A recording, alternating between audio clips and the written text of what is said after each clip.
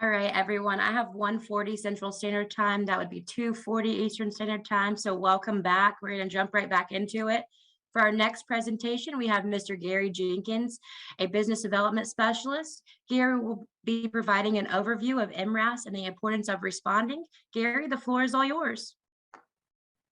Good afternoon, everyone. I'm Gary Jenkins. I've been around here forever. Some of you know me, but I've taken on a new thing with MRASs. So I'm going to hit it real quick here. I'm going to overview the successes.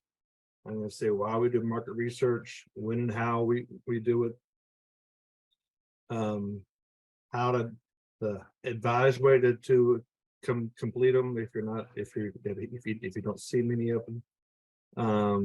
Of course, the reason is to get accurate information about what your business does and doesn't do, what we do, the results, the reminders, and then a new feature of the MRAS is what they call a product MRAS, the Joey bot, and then additional training that we have. Anyway, so there's a new interface. You can go to buy.gsa.gov. It's mainly for customers since you want to buy stuff, but there is a link there for the MRAS and then also for Interact is there. But back to MRAS, we do all agencies, over 350 different entities, if you will, all the little sub agencies that go all the way down the trees. 30 plus is probably more than that. But that's all the big ones. 21 billion is a rough number. We don't always get the award information, but the ones that we have heard of, it's over 20 billion, over 100 in the facility category. So I think we're right behind the professional services and the ITC folks. And then 50% of the requirements do go to you guys. So that's the key thing. This is a screenshot of the new buy.gsa.gov. Everyone might go out there and look at it. This is our standing success story. PBS, our sister agency. They're a fairly big user, but they had one that went out to pretty much everybody within facilities, the BMO small business, and the MAS SIN.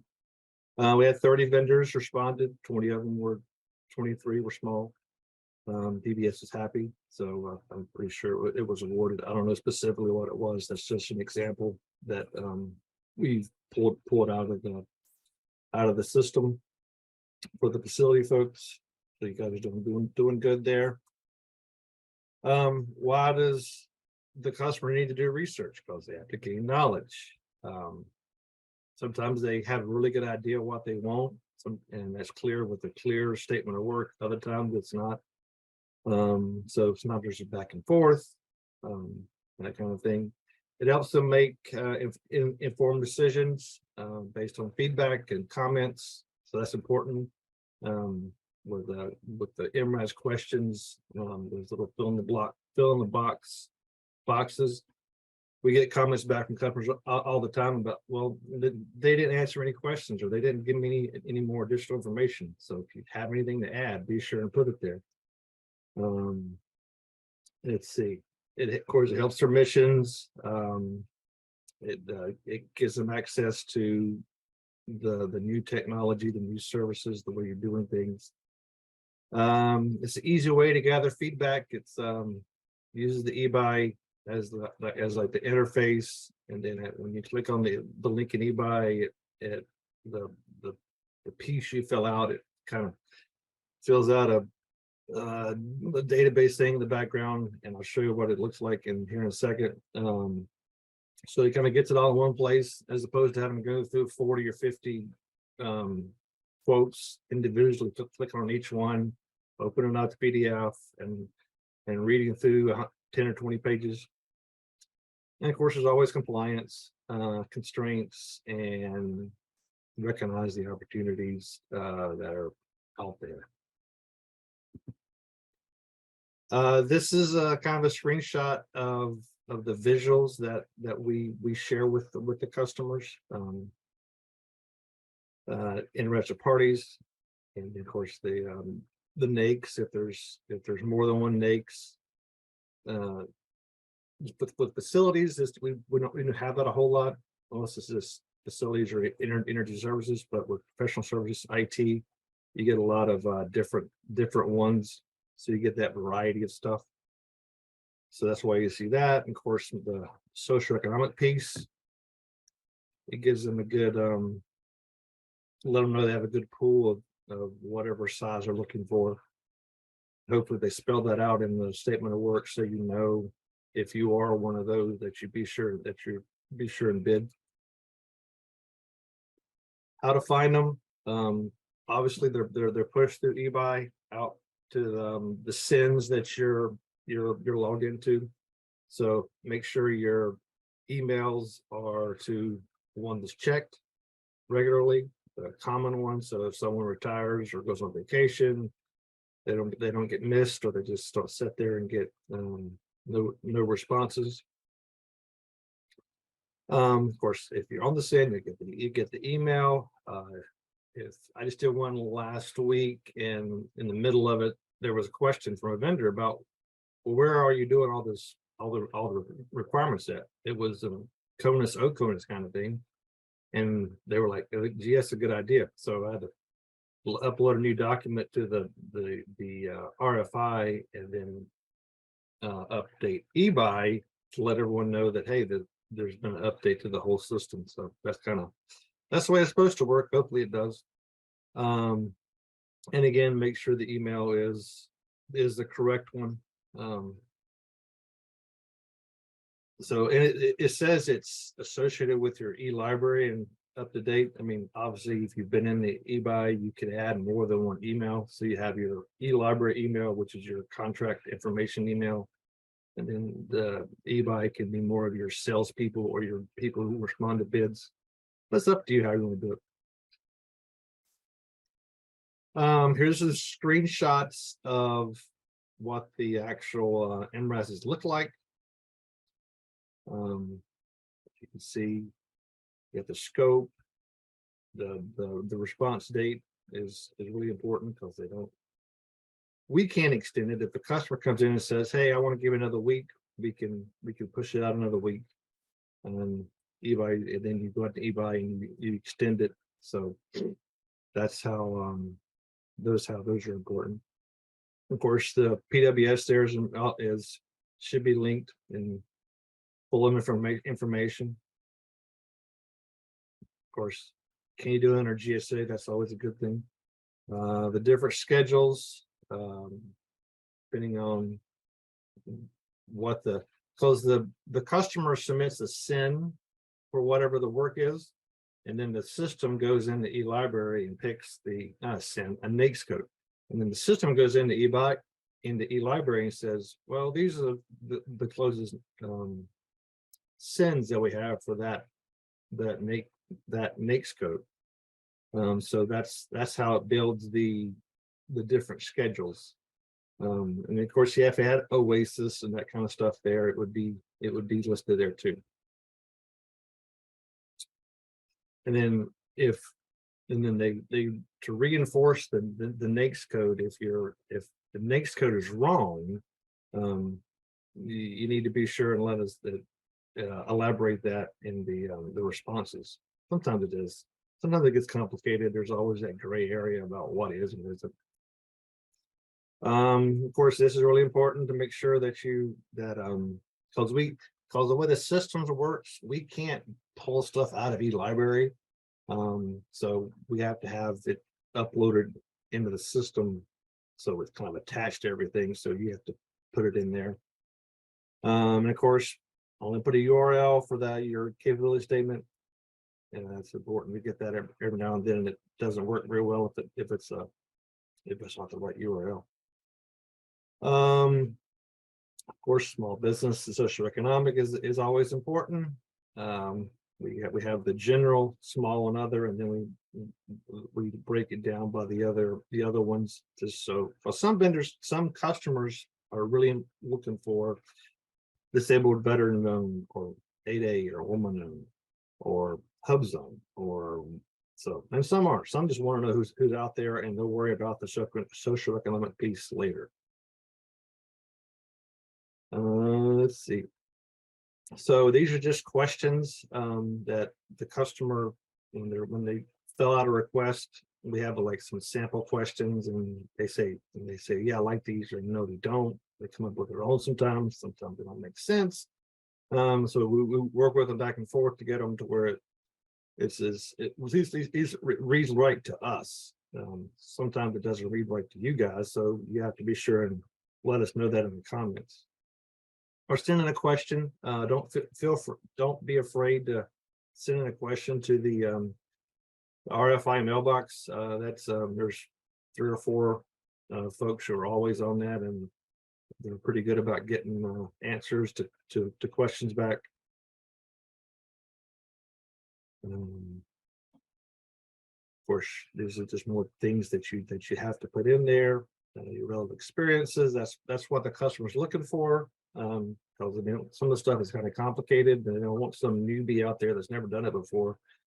And some of the stuff isn't complicated, so they want to give you opportunities for vendors to prove themselves.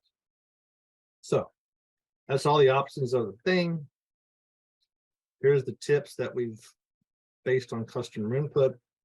That URL is a really big deal.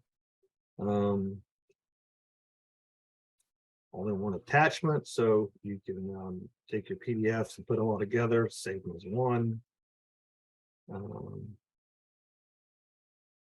It's optional, so if you don't have anything or it doesn't apply to that opportunity, don't worry about it. But it's there for to help market yourself to the customer. I mean, sometimes what you do doesn't always align with what the customers described, but in reality, it is you can do the work they're looking for. So let's just give you that opportunity. So after you fill it all out and we get everything, we put all the responses together. If it's 2, if it's 200, it all goes together. Maybe a couple of PDFs to the customer, and they get to do it what they want to. Sometimes it's just market research. Sometimes it goes straight to bids. You just never know what's the customer's intent is. But on the flip side of that, all these MRASs are attached to a customer service director, and they talk with the customer about it. So they kind of encourage them to go ahead and do what they're going to do, as opposed to just let it sit on the shelf. And obviously there's the agent point of contact on there. If it has set for a while, you can contact them and see what's going on. So sometimes they get busy and they forget about things, or they're waiting on something and it's not clear to anyone what's going on. So you just reach out and ask them. As I said, no extensions are granted.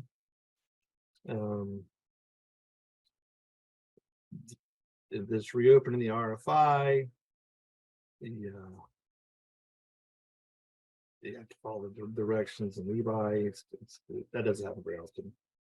And then that email is where you have any questions, and then you're supposed to be getting you're supposed to be getting an email from them. We assume you do, but if you don't, let us know and we'll figure out what the problem is, because it's a software program doing all this work, but we don't really touch them.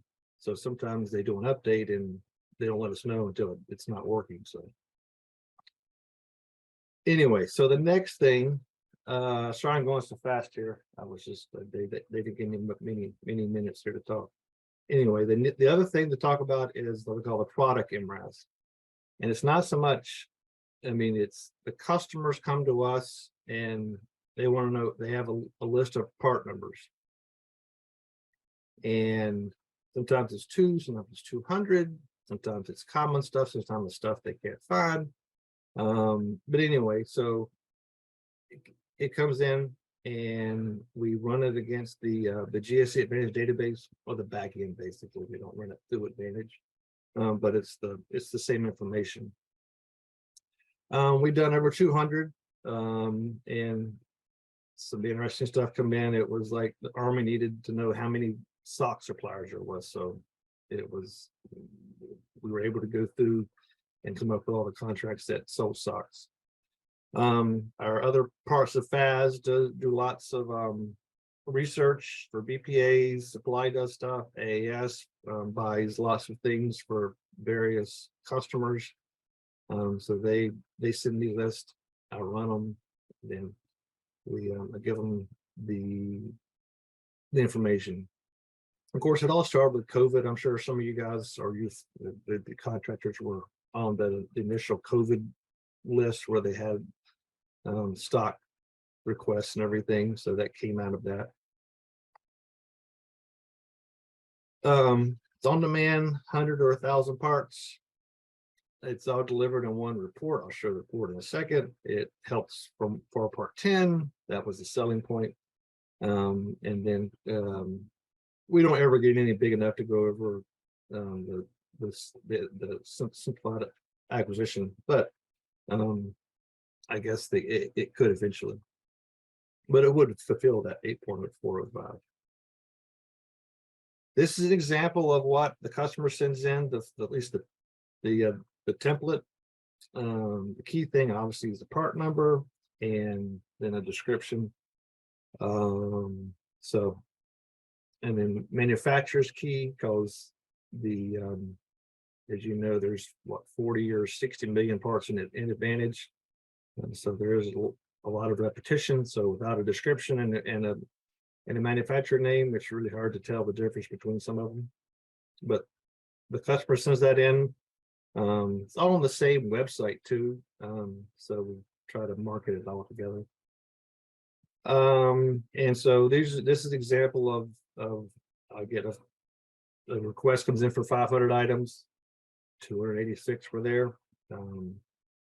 So then we show them the price range, tell them how many sources they are, if there's a supply item or not.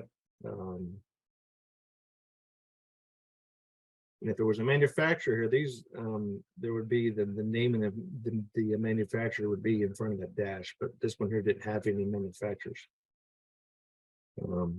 So that's where the dash is. All the tabs. This is the stuff that we tell them. We tell them the lowest prices of the items, the lowest common units, depending, because you have each pack, and so that makes the price look differently depending on how you sell it. The grouping of the vendors. If you have 40% of the items, these vendors have those items, and we looked at 65%. These vendors would, if it's a supply item and it's in, we don't do the MRAS. I mean, the MRFS items don't come in underneath the supply right now. Intake standard is the copy of the sheet that's submitted. Raw data is all the data that we get back that we build all these sheets from. Basis of award is just some procurement information that they wanted to include, so just to give them advice on how to buy products. So that is the end of the MRAS overview. Do we have any questions? Gary, we're actually going to move on to the next presentation. If you'd like to, you can put some of your questions in the Q&A. We can address those at the end. But yeah, Gary, thank you. There's a lot of great information there about making market research easy and enhancing industry partnerships. Gary, stand by. Paula's attempting to load her slides. If not, Gary has those slides, Paula, so he'll be able to pull those up and go through them. I think someone has to allow me to share. Okay, here we go. Share screen. And Paula, just so everybody knows that Paula Hans is our procurement analyst, and she'll be talking about managing your mass contract, modification requests, and contract administration compliance. Paula, it's all yours whenever you're ready. Okay, can everyone hear me okay? Yes, ma'am. Okay, So I am Paula Hans, procurement analyst in the Heartland Acquisition Center. In case you are wondering, you can't see my face. I'm the one in the middle, well, on the right side, not any of the other three. So I actually don't have a picture of myself currently. So anyway, moving on. So you have a mass contract. What do you do now? Can be overwhelming. I understand that. And so today I'm going to try to help you sift through managing your mass contract. First, I'm going to go over some resources, some websites that are available to you.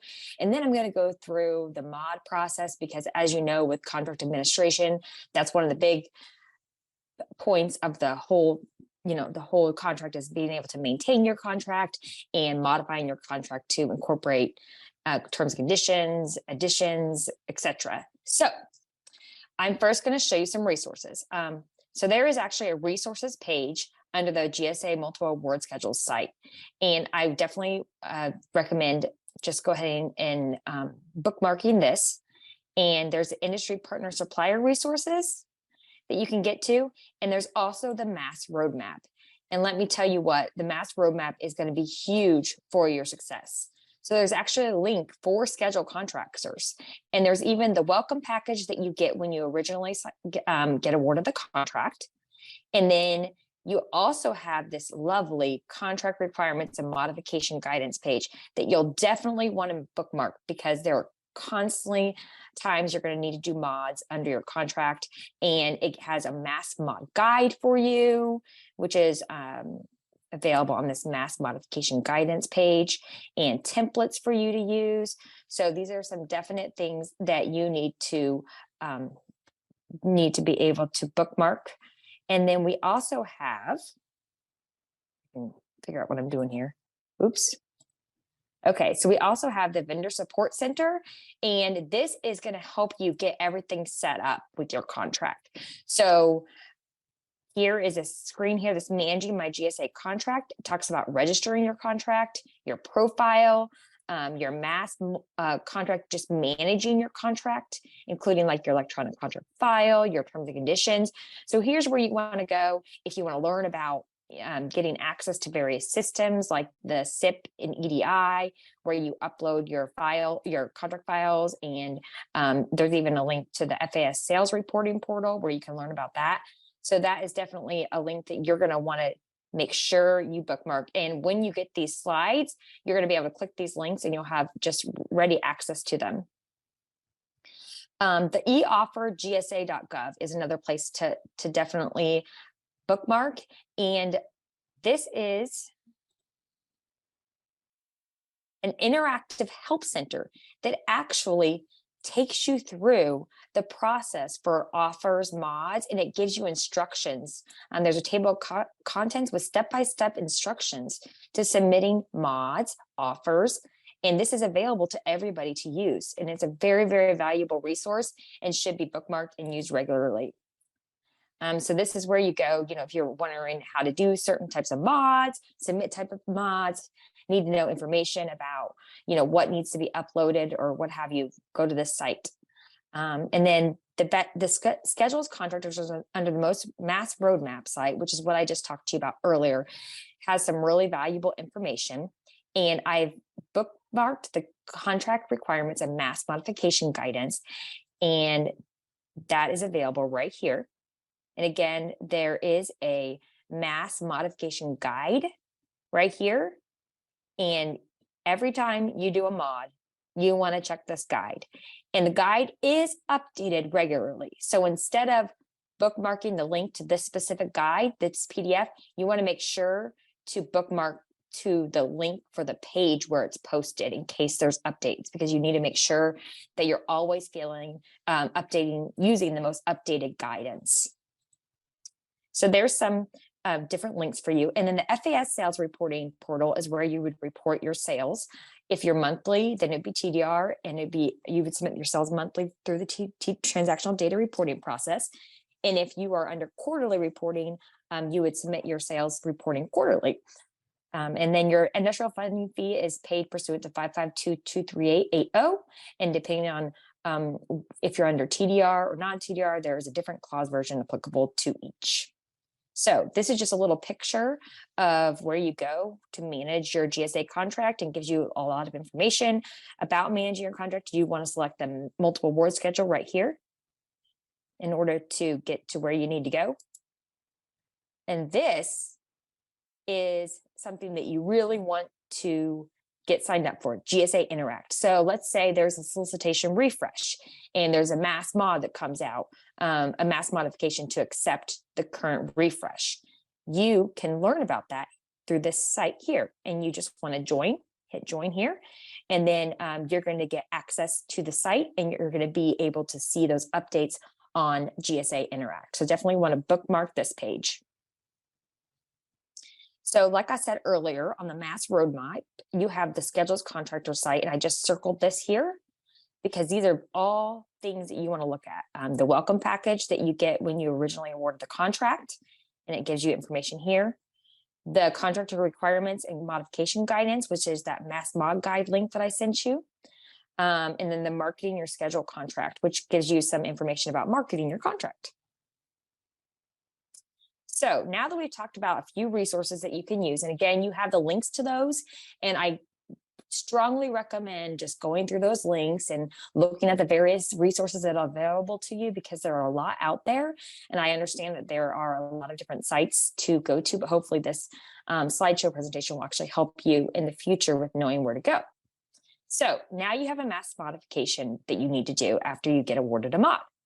What do you need to ensure that you do in order to help the CO to be able to process the mod as soon as possible? First of all, make sure your contract is in good standing. Ensure that you've accepted the most current mass refresh.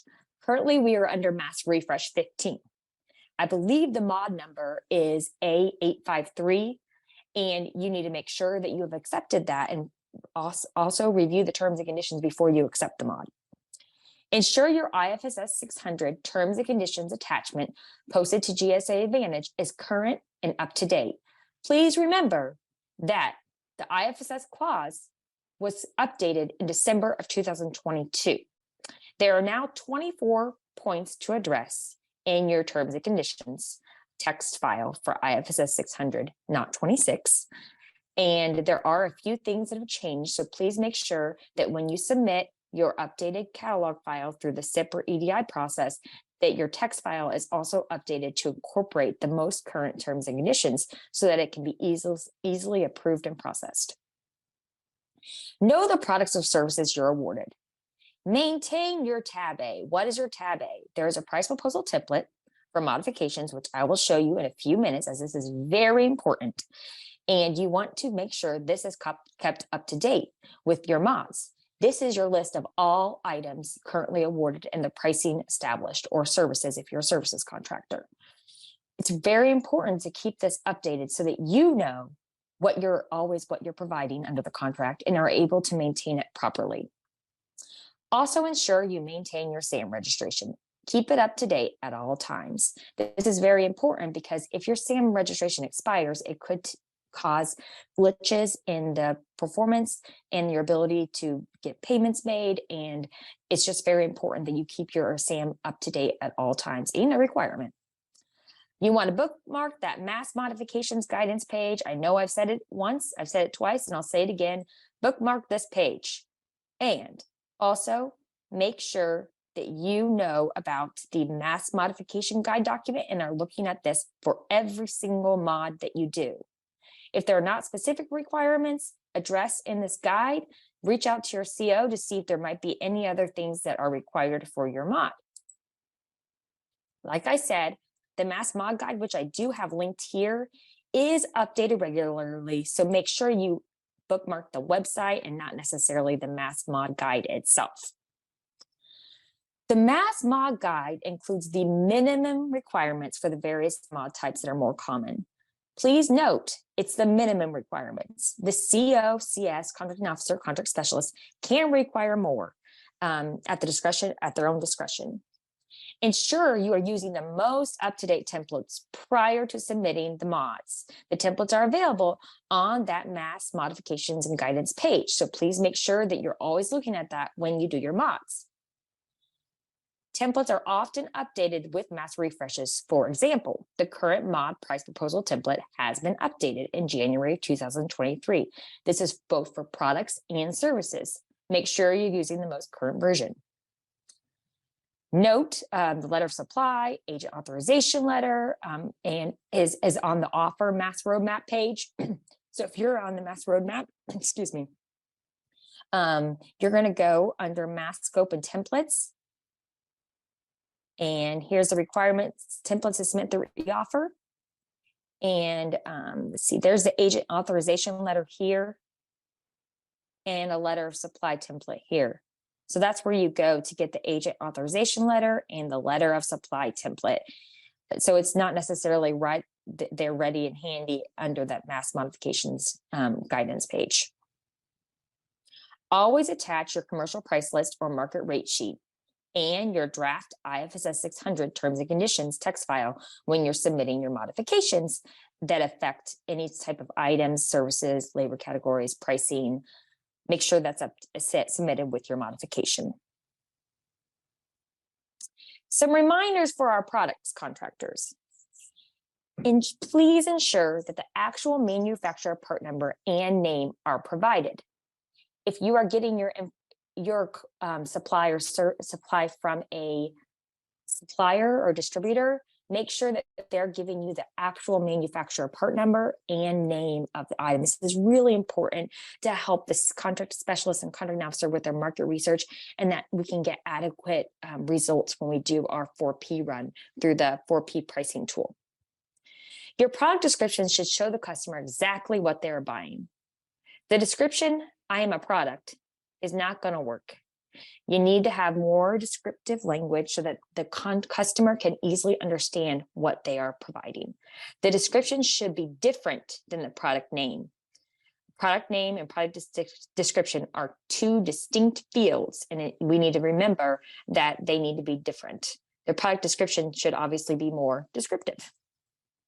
Ensure your items are Trade Agreements Act compliant, not essentially the same as an Ability One item, and not a prohibitive product. And I understand that these changes happen all the time with products. And so modifications may need to be submitted to delete products if you find that they're no longer Trade Agreement Act compliant, or they become essentially the same as an Ability One item. This was relatively new.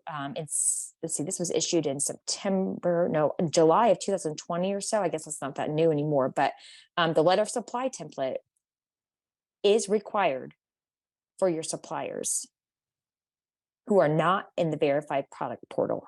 If the manufacturer is a verified product portal participant, you have to be authorized in order to supply the item. If you are found in the 4P results under the flag unauthorized, you cannot provide that item until you reach out to the manufacturer or the help center at the verified products portal and ensure that you are added to that list of authorized suppliers. And again, you'll work with your manufacturer or your supplier and the verified products portal to get that status to change from unauthorized to authorized. Some reminders for services and training. Ensure your labor category descriptions are sufficient to allow customers to know exactly the services that you are providing. Ensure the education and qualification requirements are accurate. If there are multiple levels of a particular labor category, for example, engineer level 1, level 2, and level 3, make sure there are distinct differences in your labor category descriptions, or consider consolidating if there are no differences between your labor category, engineer level 1, level 2, level 3, or when there's multiple levels. Make sure to ensure compliance with your service contract labor standards if they are not a professional category. So if it's subject to the service contract labor standards, make sure that you are complying with those requirements.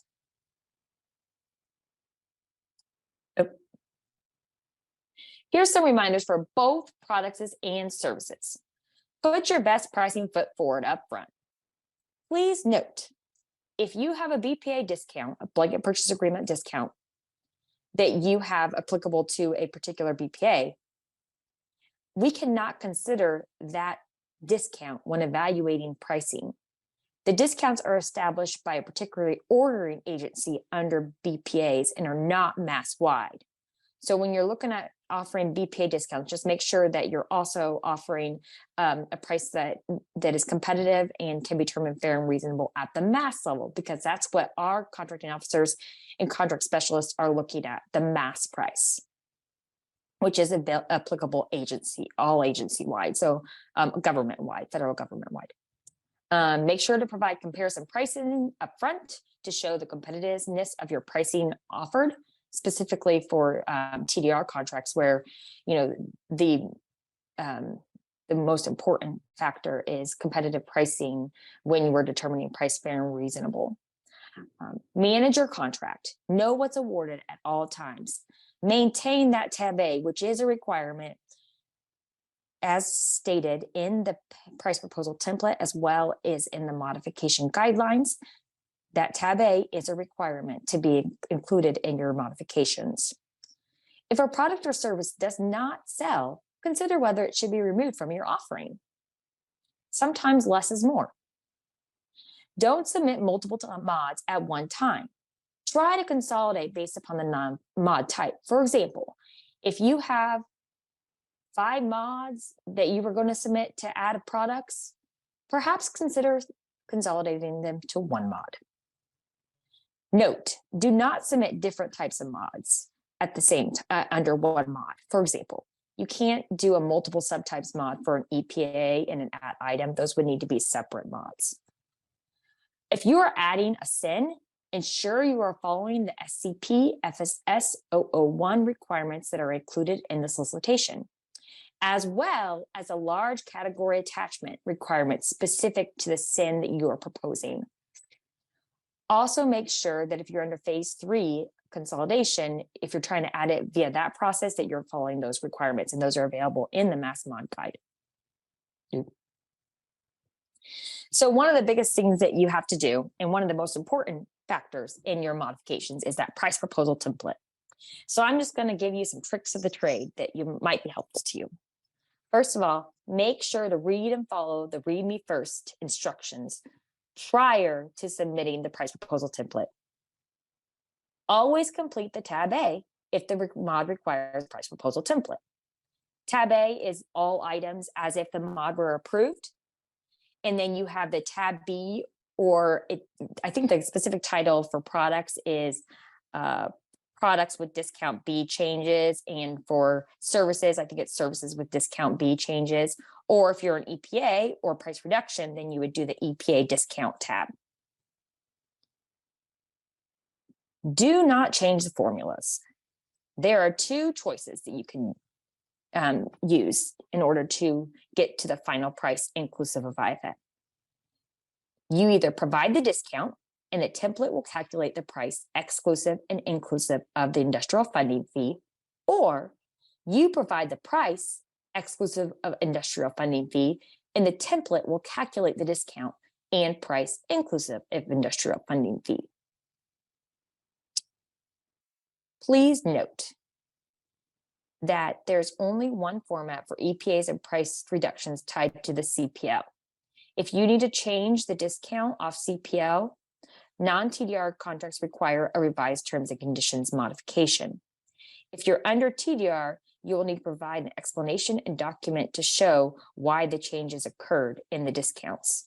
And there's also a different template that you will need to request from your contracting officer / contract specialist.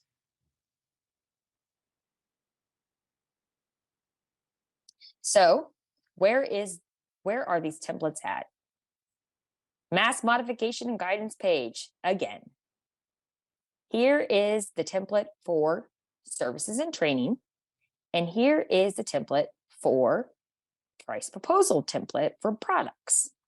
There are videos that you can watch to help you with filling out these templates. So make sure to always look at this page, the Mass Mod guidance page, for updates, because their versions are updated regularly and specifically with refreshes. So just make sure that you're using the most current version. So now I'm just going to take you through a little bit of a walkthrough of the template.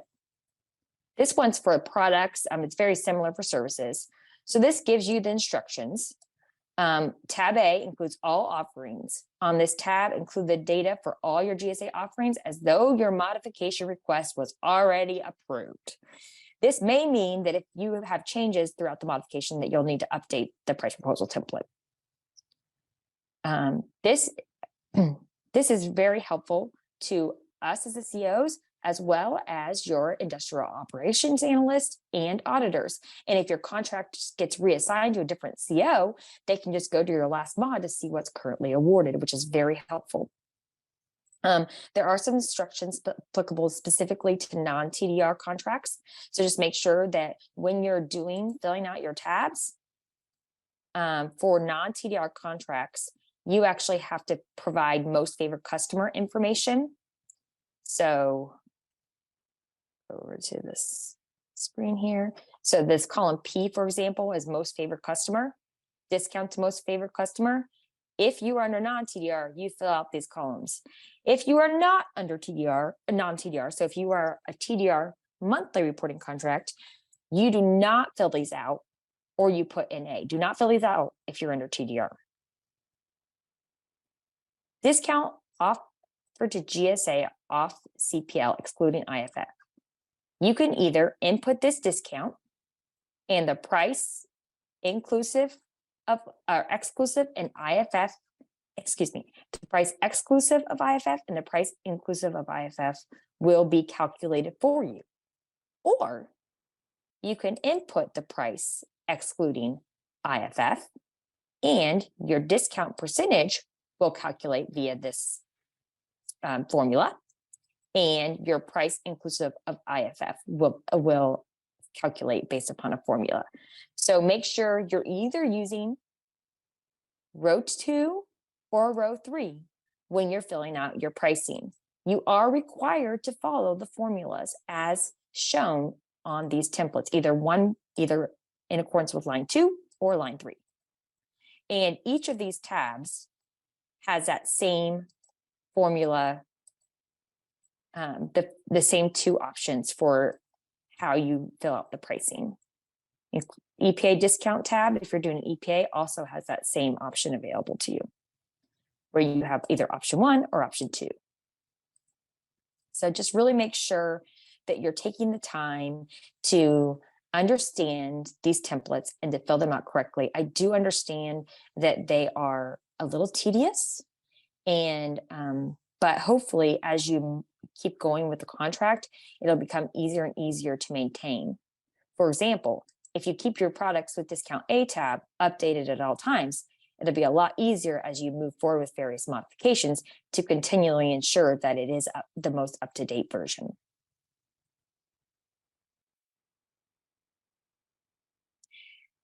Contract compliance. How do I ensure continual compliance? Be proactive, not reactive. So if you find out an item is not TA compliant anymore, submit a mod to delete. Don't wait on an email from GSA or one of those robo mods to remove the item. Go ahead and remove it.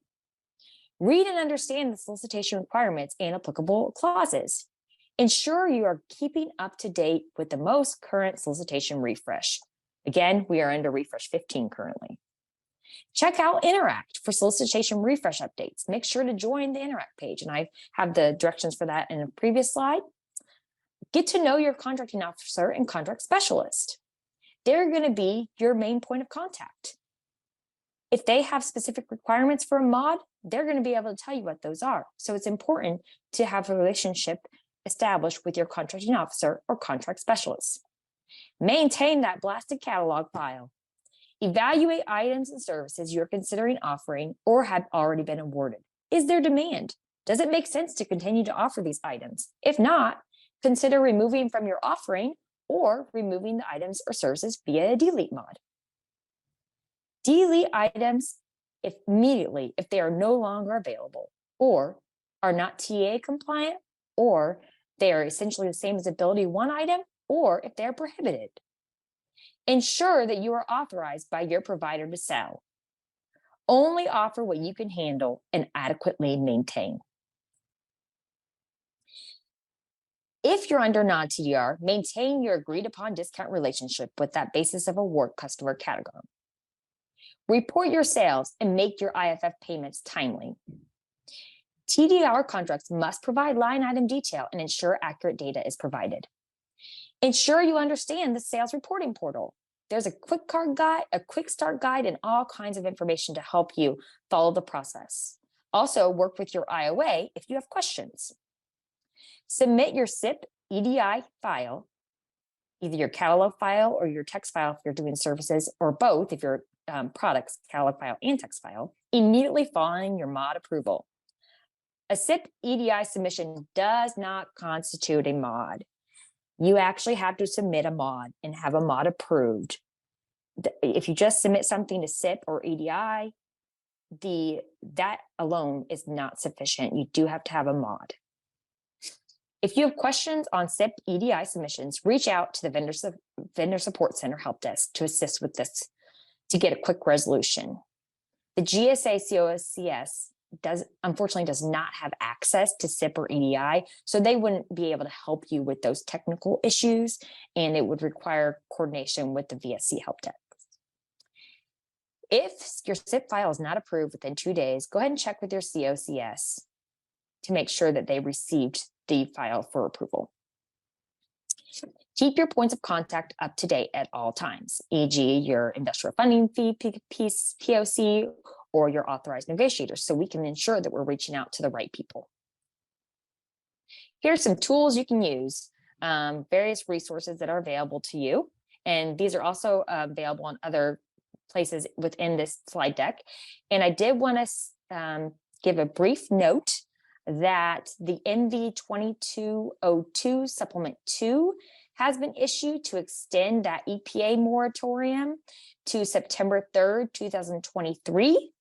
I believe that was just done either last night or today. So there'll be more information that comes out for you regarding that. And now, So if anyone Paul, has any questions. Yeah, I Yes. appreciate that. Yeah, Paul, we're actually going to kind of keep moving to the next presentation. Sorry. But you're fine. Yeah, we're going to continue to monitor that Q&A box. So anyone, if you have questions, put that in there. So during the next presentation, Paul is going to go through that, as well as anyone from the acquisition team. There's also at the end, we'll go through and address any questions and stick on there. But yeah, Paul, I can't wait to bookmark that mass modification guidance page. But great job on that presentation. A lot of great resources there. Next up, we have our BMO update along with Meet the Next Generation OASIS Plus presented by Sean McClory and Bounce Corey. You guys are up. Over to you, Sean and Bounce.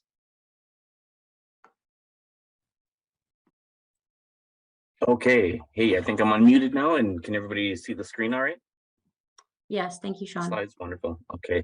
Thank you. I'm Sean McClary, and Bounce Quarry is with us also to talk about OASIS Plus. I'll be talking with you about some updates on the building maintenance and operations best-in-class solution. And this should go fairly quickly here. So major update, or the first thing to think about, is your contract expiration on the BMO is coming up in the next like 3 to 4 years. The BMO has already been awarded. So for those of you that are on the call that are part of the BMO, this update, if you've already been awarded on the BMO contract, this update is kind of for you.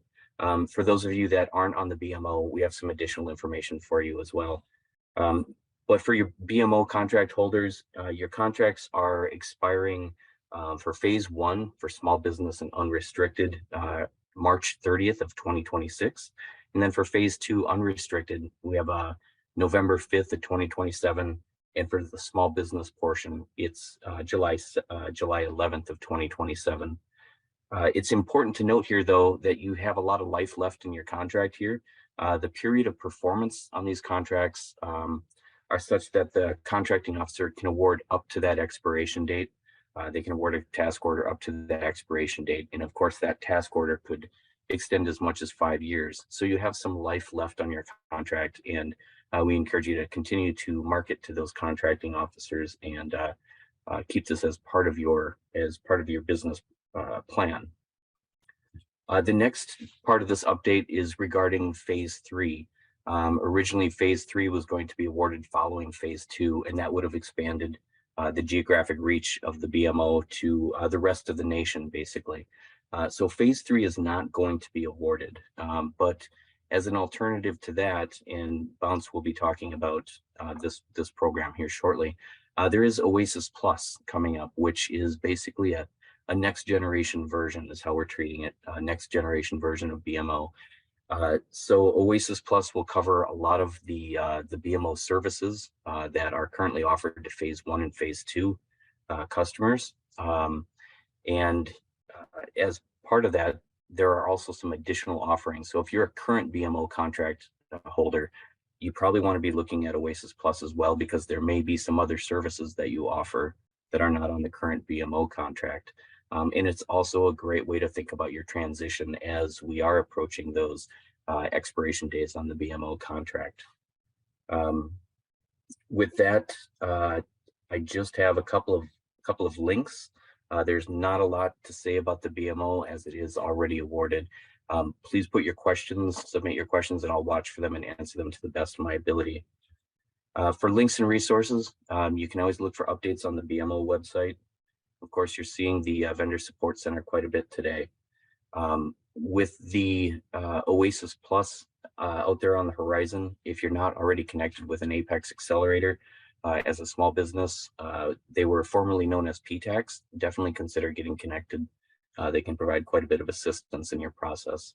And then, of course, we have the Small Business Administration contracting programs, if you're unfamiliar with those. And now I'm going to turn it over to Bounce for his section. And Bounce, I can advance the slides for you. Great. Thanks for that introduction, Sean. My name is Bounce Corey. I'm with the Professional Services and Human Capital Portfolio. I'm an industry relations manager, and I'm here to talk about a little bit about a new contracting vehicle that's here to come out here very soon, called OASIS Plus. Some of your audience might have heard of OASIS. This is kind of like what Sean said. It's kind of like the next generation of that contract, but we're including a lot of more services, as Sean mentioned, BMO services under this contract. So we're really excited about it, and I'm here to give you kind of an update of where we're at currently with the contract and kind of the highlights of what the contract is. So just give you a kind of an update of where we're at in the contract. So back in December, we actually are currently, this is actually exciting news because a big thing happened last night concerning the OASIS Plus contract. So we actually did a original draft RFP back in December. As you can see from this slide, we got a lot of responses back from it, right? Over 2,200 questions. A lot of the areas that were kind of concerning are kind of highlighted here. You know, talking about the period of performance, the master contract, sustainability, you know, how to get on contract and things like that. So the big news is that yesterday, draft RFP number 2 was actually released, addressing those 2,200 questions. The contracting team did so much work, really looked at each individual questions, made sure to address those. So not only is the current RFP, draft RFP that came out yesterday, it is sam.gov. I'll share the link with everybody. With those responses to those 22 questions, but also some changes to the actual RFP itself from the original draft are also in there. So make sure to take a look at that, updated draft RFP too when you do have the time. Next slide, please. So what is coming out in the second draft RFP was just released yesterday. So there was kind of revisions that happened from the original, inquiries that came out. The second draft RFP will not have a formal or question comment period. That's due to the fact that the actual RFP is due to come out very soon. So, there's no more kind of time or chances to do that for a formal question contact period, because we did get 2,200. So I think we did address a lot of the pain points that we did see come in from the questions. And of course, with the release of the second draft RFP, we are having an industry day coming up, and that is actually scheduled for March 15th.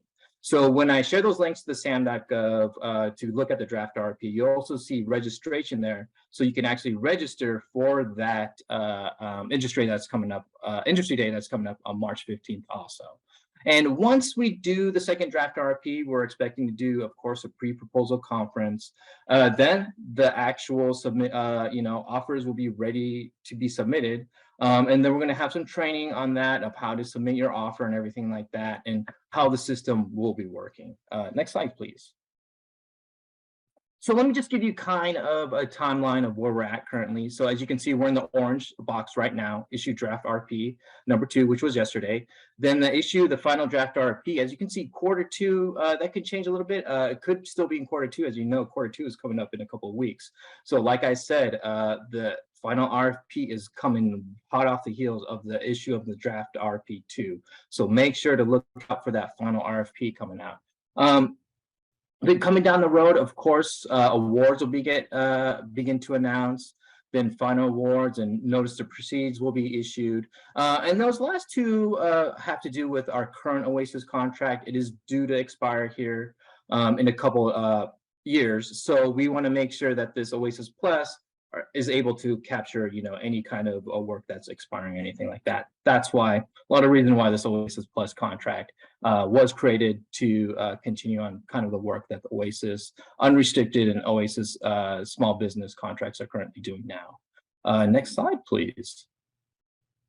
So let me just give you kind of the highlights of OASIS Plus and how it differentiates itself from the original OASIS contract and kind of the new things that are included in the contract. Of course, we have 6 unique contract programs included within this, and there's a further slide I'll talk about further about those contract programs. But here are some of the amazing highlights. I think these are the great ones that are come with this OASIS Plus contract. So it's a flexible domain-based structure. So when we talk about flexible domain-based structure, essentially, you'll see on some further slides too. So, for example, there's going to be a management domain which covers many NAICS which follow under the management services type of work. So, and if awardee gets an award under the management domain, they'll be eligible to apply for any type of task orders or bid on any type of task orders that come under the management domain, even though if that task order does not currently match a current NAICS code that they own. So that means that, a company does not have to own every single NAICS code that's within that specific domain for business domain. They just need to be awarded in that specific domain to be eligible to place a bid on any kind of offers or task orders that come in within that specific domain. Of course, we're looking for industrial hollow qualified contractors. That's what our customers are also looking for also. Global access. So, this is going to be an OCONUS contract also, so you can do worldwide work. It kind of differentiates itself from the MAS contract also, that it also going to include non-commercial services also. A big one here, a favorite for our industry partners, is no evaluation at the price at the contract level. So when you actually submit your offer for OASIS Plus, no pricing is not necessary at all. All pricing will be taken care and negotiated at the task order level. So basically, when you do submit your offer, you're basically just submitting what your qualifications are. So don't worry about price at the master contract level. Now, we did get some feedback from our agency customers asking us, well, how do I do my IGCEs without pricing at the master contract level? We're working on that, and we're hoping to have some kind of price paid information at the task order level that we can share with our agency customers, so they can actually come up with their IGCEs and independent government estimates and things like that. So there is going to be, and this is a big one for our our industry partners also, no contract ceiling and no cap on number of awards. So our previous OASIS contract, you could really only have 2 chances to really get on the contract. That was at initial award of the contract.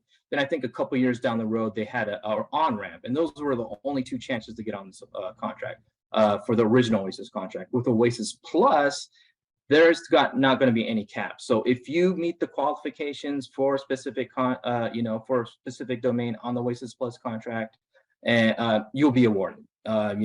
We can come up with thousands of contractors if we want, as long as they meet the qualifications. So there's absolutely no cap on the number of awards that we do under this OASIS Plus contract.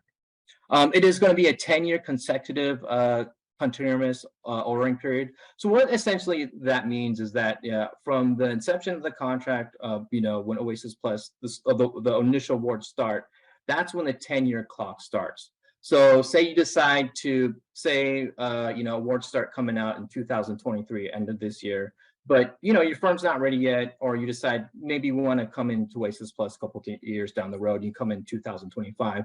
That means your contract would only equate to about 8 years. So the entire contract itself, the master contract level, is at 10-year ordering period. But then, of course, once the ordering period is over, then you can still do 5 years after that on task orders. On open on-ramping after initial awards. So what that means is that, we're going to do, when these initial offers come in, we usually have a mass of awards coming in. And that would mean that maybe we might have to just shut down further awards coming in just for a couple months so that we can catch up on the first initial awards. Once we clear those out, we will open up, the OASIS program once again to have offers come in, and then it will just be continuously open. It will not be shut at any time, or you won't have only 2 opportunities to actually get on contract. It'll be continuously open. We haven't figured out the exact strategy on that just at this point yet. Look out for that, but just be aware that this contract will be continuously open. So for some reason, say you don't get an award on the first initial offer that you put in, and you need to meet some qualifications, feel free to get those qualifications up, and maybe 1 or 2 years down the road, feel free to come back in and try to submit an offer again and get an award on this contract. So it'll be continuously open. And we want to make this contract very technology savvy and based.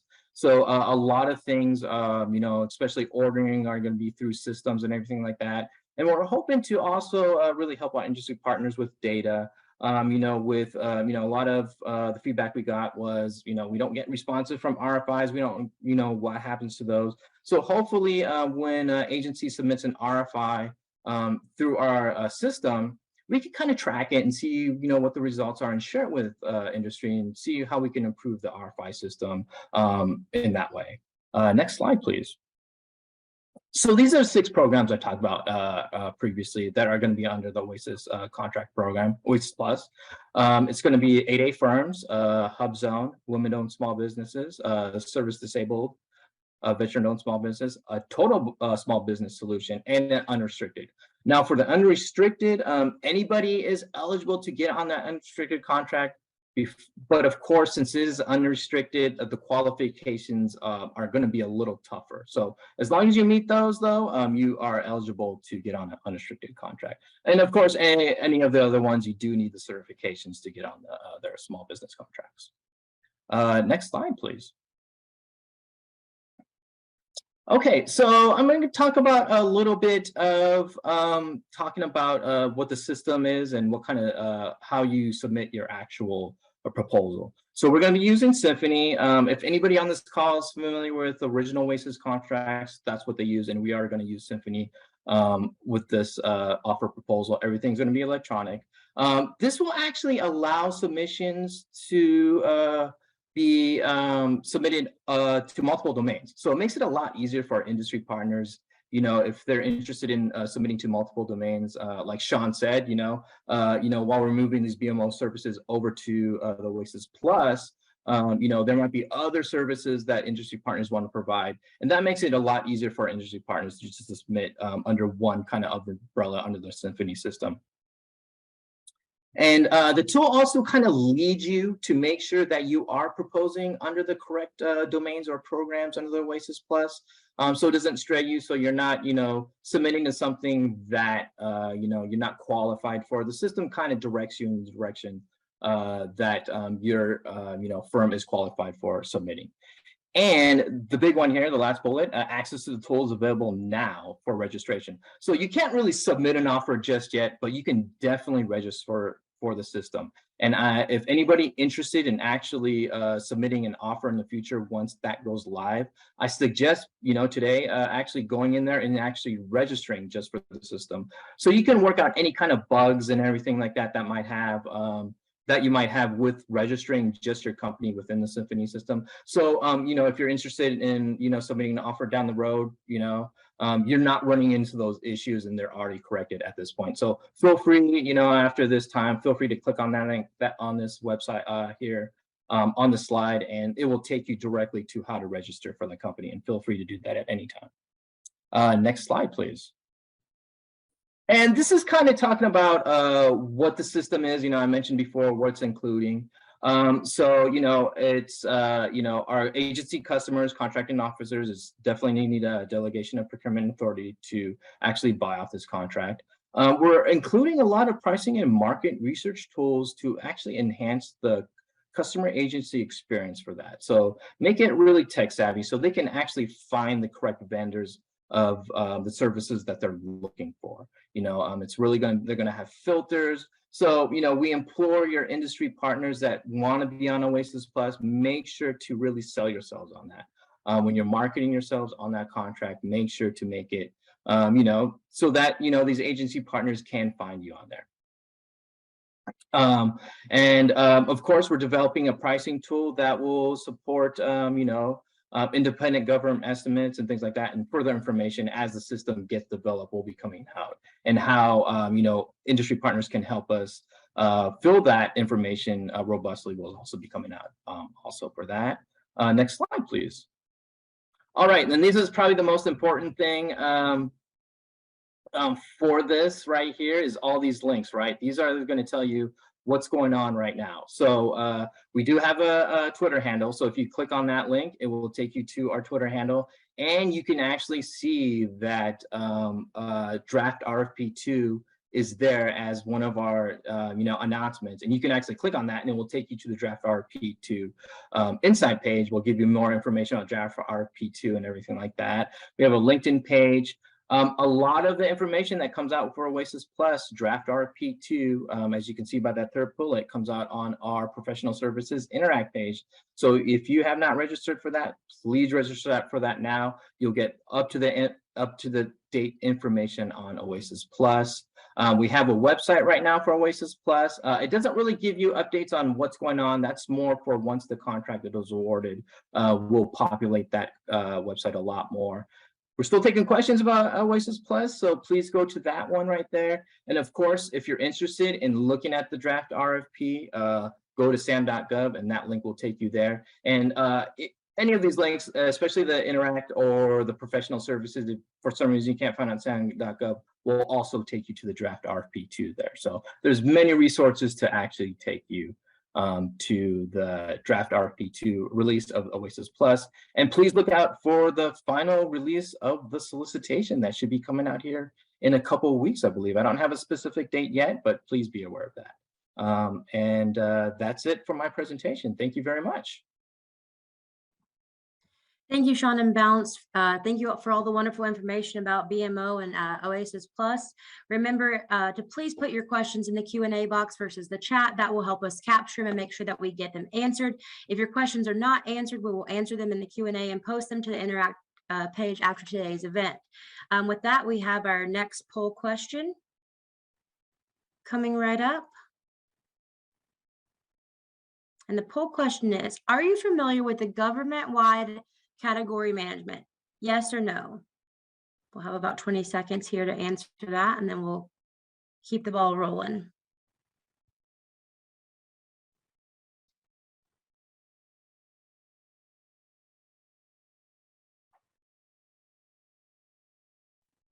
All right. All right, so most of you actually answered no to this question. So thank you for putting your answers there for that poll question. And Mark, I'm going to turn it over to you for our next speaker. Yeah, next up we have Emma Hall. Emma is a project manager for the facilities and construction government-wide category. She's going to provide an overview and talk about some of the category initiatives. Emma, the floor is yours. Thanks, Mark. So I just wanted to give another introduction of myself. My name is Emma Hall. And like Kylie said, I'm the project manager for the facilities and construction government-wide category. So today I'm just going to go over kind of a high-level refresher of what category management is, and discuss the two categories affecting you as our industry partners. So what is category management? So it seems like 50% or so of you are not familiar with category management. Category management is a methodology for buying smarter within the common goods and services that the federal government buys, such as office supplies, travel and lodging, tools, and janitorial services, and more. Category management is an approach the federal government is applying to buying smarter and like one single enterprise versus a bunch of different agencies. The goals of government-wide category management are to, 1, deliver more savings, value, and efficiency for our federal agencies. 2, to eliminate unnecessary or redundant contracts or redundancies. And then 3, meet the goals of the government's small business initiatives. So those are kind of the high level goals of category management. Next slide, Gary. So here's kind of a depiction of what that might look like, how contracts are categorized under category management. So agencies get credit for using contracts that are already established. So tier 1, tier 2, or tier 3.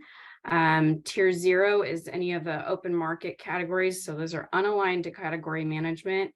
So then tier 1 is our agency-wide mandatory use vehicles. So anybody within a certain agency can use it. Tier 2 is our multi-government wide or small socioeconomic business awards. And then tier 3 is our best-in-class vehicles, which are the BMO and the FRP vehicles. Our mass tier 2 vehicles are those government-wide contracts. And so you all would be considered tier 2. Next slide, please. So on this slide, you see those 10 common spend categories that the government's kind of defined and the amounts under each. This is for last year's data, so it is fairly up to date and accurate. I've bolded the facilities construction category as well as the industrial products and services categories, since you as our participants in today's call are within those categories. So I sit on the facilities construction category, and then there's also the industrial products and services category, and I'll kind of get into that a little bit later. Next slide, please. So within the F&C category, again, our subcategories are, I've kind of highlighted in yellow the 2 categories that would affect you all as well. The facilities related services as well as facility related materials, those fall within the mass tier 2 contracts. And that's for the facilities construction category. Next slide, please. So for industrial products and services, for some of you that maybe focus solely on your product side, these are also our subcategories within that category as well. And again, that is the FY22 data. That's the most up-to-date data, and you can kind of see where the majority of the spend ends up, and it kind of goes down from there. Next slide, please. So our category initiatives, they include, these are the things that we've kind of come up with as what we're focusing on for the coming year. So for FY23, we've put together these category initiatives. We worked with our category manager, who is Mary Rui, and she introduced herself at the onset of today's call. And then Kristen Gergo is our program manager for our category as well. So we kind of worked together and came up with what our category initiatives are for FY23, and we are focusing in on those, making those each a success. So as you can see here, the photovoltaic maintenance template is our first initiative that will actually be discussed in more detail after the break later on this afternoon. So I won't go into too much detail on that one. Our second initiative is for highlighting and utilizing a tool that was put together to locate small disadvantaged business suppliers. So our agency partners can go out and look for certain vendors that may be in the realm of what they're looking for to meet their agency mission. any, services or product suppliers. And this again directly supports our president's management agenda, Biden's administration's equity and procurement initiatives. So this helps increase our small business spend if our agency partners are able to locate a supplier that can do the work of what they're needing done. For our third initiative, we're working with the Minority Business Development Agency, or MBDA, among other organizations that also support equity and procurement. So we're working directly with our agency leadership to showcase and highlight those tools and methodologies to increase, diversity and equity in procurement as well. And then for our last initiative, Bounce just spoke about the OASIS Plus vehicle. So you just heard that in the session prior to this one. So just, working across many categories and assisting with interagency and intercategory collaboration, especially regarding the, the facilities domain for the facilities construction category. So those are our big focuses for this year for the facilities construction category. On the next slide, I do have, some of our contact information for both our category, which is the facilities construction category. Again, that's housed in Region 6. And Mary Rui is our category manager. And then for the IPS category, since several of you attending today are within the IPS category, I've also included their category contact information as well. And you'll get these slides at the end of when it gets posted to the Interact page later on. So there's any questions, I can answer those, or I know we're coming up on break time. I tried to speak fast so that we could stay on time. Yes, and we'll continue that same kind of thing. Put the questions in the Q&A and we'll kind of address those. Yeah, you're right. We do have a break coming up. So I appreciate that wonderful presentation there. So let's all take a break and come back at 3:05. So we're going to insert that time in the chat box, but please take a break, come back at 3:05. You don't want to miss it.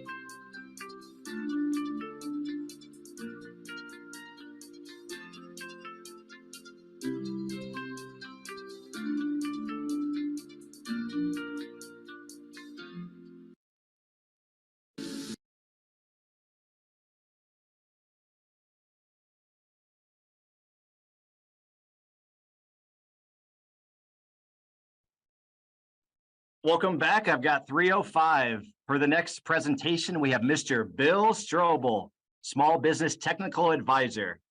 Bill is going to provide an overview of the forecast of contract opportunities. The floor is yours, Bill. Thank you, Mark. Good afternoon, everyone. My name is Bill Strobel, and I'm the Small Business Technical Advisor assigned to GSA Region 6, which covers Kansas, Missouri, Iowa, and Nebraska. And welcome to the training on forecasted contracting opportunities. Next slide, please. So here's the information we'll be covering. We'll start with an overview of GSA OSBUD, dive into the forecasted contracting opportunities, and then wrap up with some small business resources. Next slide. So I work for OSBUD, and we're your small business advocates. Our office is referred to as a front door for small businesses looking to do business with GSA. We oversee the small business program and provide counseling to small businesses on how to do business with GSA. We promote increased access to GSA's nationwide procurement opportunities by working with our acquisition workforce. We monitor and implement small business policies and manage a range of programs mandated by law. These programs include the programs you see listed here. There's a lot more you can learn about our office by visiting the website listed below. Next slide. So our office works to increase small business participation in our acquisitions, and we advocate for all the socioeconomic categories, which include small disadvantaged, veteran-owned, service-able, veteran-owned, hub zone, and women-owned small businesses. We've also included the brand new SBA VetCert website, which includes links to the SBA's SDVOSB and VOSB certification process. This is up and running now by the SBA, and I'd recommend taking a look at the fact sheet on how to apply for certification if you're looking for more information on these changes. The map you see here shows the different GSA regions. Please feel free to reach out to your local GSA small business specialist in any region you're looking to do business with GSA. Just visit that website listed below. Next slide, please. Now we'll dive into the forecasted contracting opportunities, the FCO tool. We want to make sure you're familiar with the FCO, as all federal agencies maintain a forecasted contracting opportunities website. The government is required to post all those future and expected requirements, over 25,000 for supplies and services on a forecast site. GSA and several other agencies use this FCO site, which is known as GSA's Acquisition Gateway. The forecast tool provides information on planned opportunities and assists with acquisition planning by helping vendors learn more about potential contracting opportunities earlier in the process.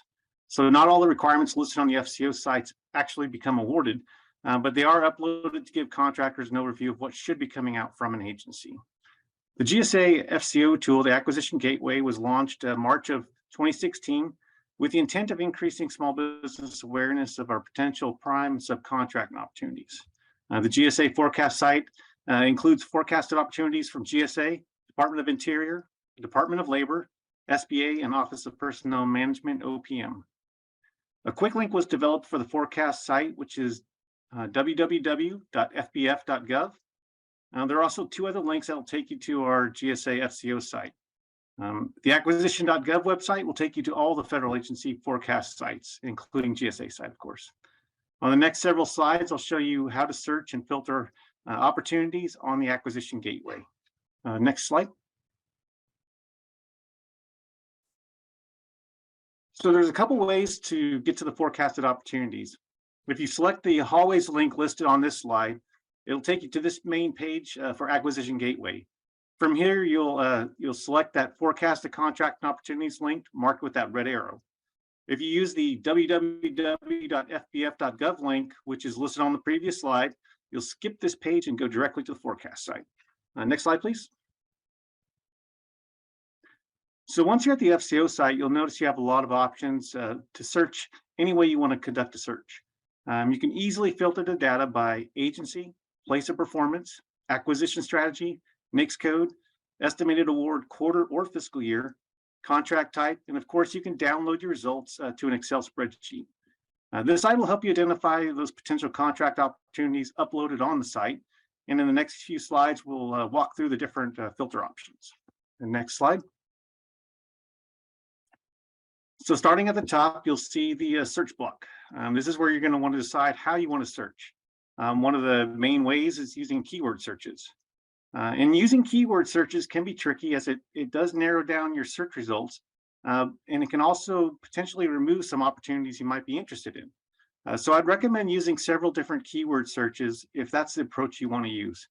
Consider searching using your common industry keywords, those keywords which are generally common under your NAICS code categories. Also, feel free to narrow your searches if you get a lot of returned results on those searches and filters. Consider adding some additional specialty or specialized skill keywords, which might be just a little less common under your general NAICS code categories.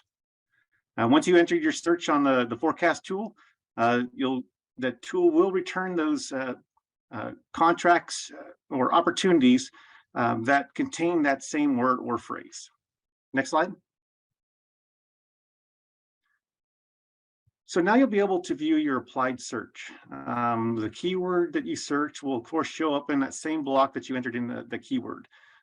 You can remove this keyword by just clicking the X, and remember you can narrow your search results down by applying those additional filters, which we'll discuss in the next few slides. Filters are helpful if your search results return a high number of opportunities. When I searched using services as a keyword, the tool came back with 11,000 opportunities for just that keyword, services. Next slide. So now we'll start to search or filter these search results. Remember the filters are optional. So if you want to narrow if you do happen to narrow your results down too far, just simply go back and adjust your filters. This slide highlights the agency filter. Acquisition Gateway includes those other agencies I mentioned before: GSA, Department of Interior, Department of Labor, SBA, Office of Personnel Management, OPM. Also note that the 5 agencies have hyperlinks listed here, and these links will take you directly to their respective agency websites. So on the agency filter itself, the dropdown shows the total number of opportunities listed by agency. So on the slide, you'll notice DOL has 337, Department of Interior has 12,904, and so on. And so this number is going to change depending on those keywords and filters that you add. And also these filters can be independent searches in themselves. So, you can use this as either your primary, and if you use this particular search, you're gonna be able to limit just to find out maybe what is coming out from that particular agency. Next slide, please. The organizational filter includes all the different ordering sections or divisions under each of the 5 agencies on the site.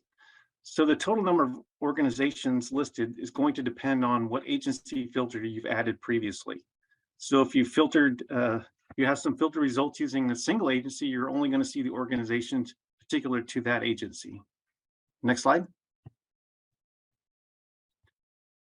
Place of performance. So this is your state filter, which allows you to search by one or more states. You can add multiple states, which helps you if you're just interested in a region or if you have a particular footprint of coverage. To add a state, just simply select that block and then select the state from the drop-down list. And you can only select one state at a time, but you can add as many states as you'd like on this filter.